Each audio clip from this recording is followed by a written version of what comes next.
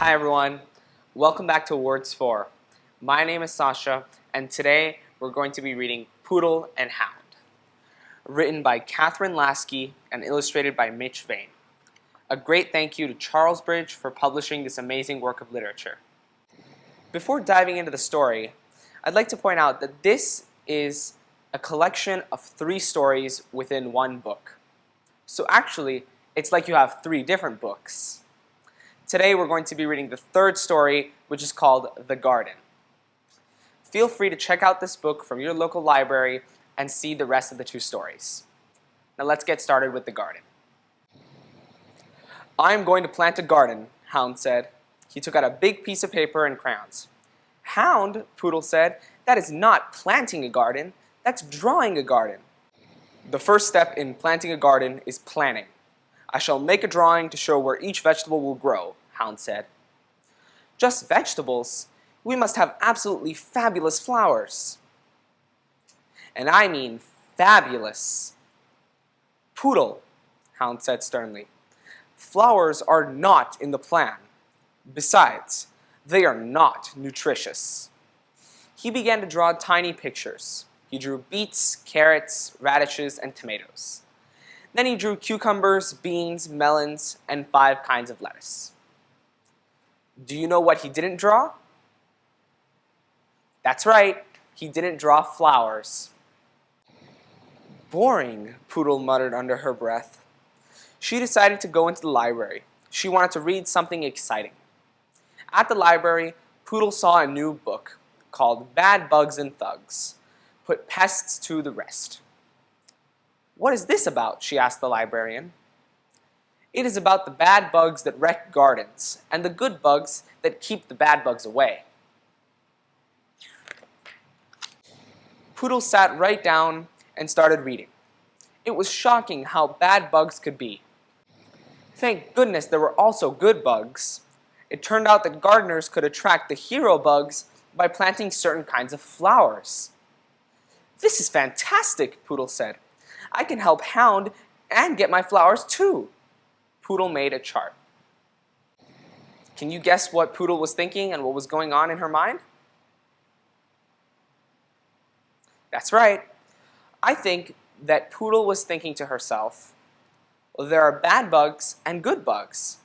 Bad bugs can destroy the vegetables in your garden. Good bugs can prevent the bad bugs from coming. And good bugs will only come if there are flowers. So what does that mean? Exactly. Flowers can help save the vegetables in the garden. After making many lists and drawings, Hound was ready to plant the garden. "What about garden security, Hound?" Poodle asked. "Security?" Hound asked. "There are bad critters out there, Hound," Poodle said in a serious voice. "I read all about them. They will eat your vegetables. They will nibble the lettuce and make holes in the potatoes." "Oh no! What are we going to do, Poodle?" Hound asked. "Don't worry, I'm planning a surprise attack on the bad critters. Top secret," Poodle said. Can you guess what she's going to do? Let's read on to find out. Poodle began planting seeds. She put in rows of daisies, yarrow, and marigolds. These flowers would attract good bugs that would eat the bad bugs. "Take that, you bad bugs," Poodle said as she watered the seeds. Weeks later, Hound noticed a small green sprout in the garden. "Is that a weed?" he asked. "No, don't touch it," Poodle shrieked.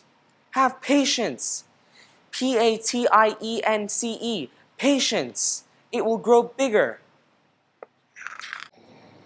The sprout did grow bigger and bigger along with everything else. The tomatoes got redder, the beet leaves got bushier, the flowers bloomed brightly. One day, a carrot was ready to eat. Next came a small squash. "I've never been able to grow so many vegetables, Poodle," Hound said. "It must have been your surprise attack. What did you do?" Poodle showed him her charts. She explained the plan that she had made. "That is really clever, Poodle," Hound exclaimed. "Let us celebrate with a garden feast." The 2 friends picked vegetables. They scrubbed the dirt from the squash and peeled the cucumbers. They made a salad with 5 kinds of lettuce. Finally, it was time to sit down. "This is lovely," Poodle said. "It was worth the wait."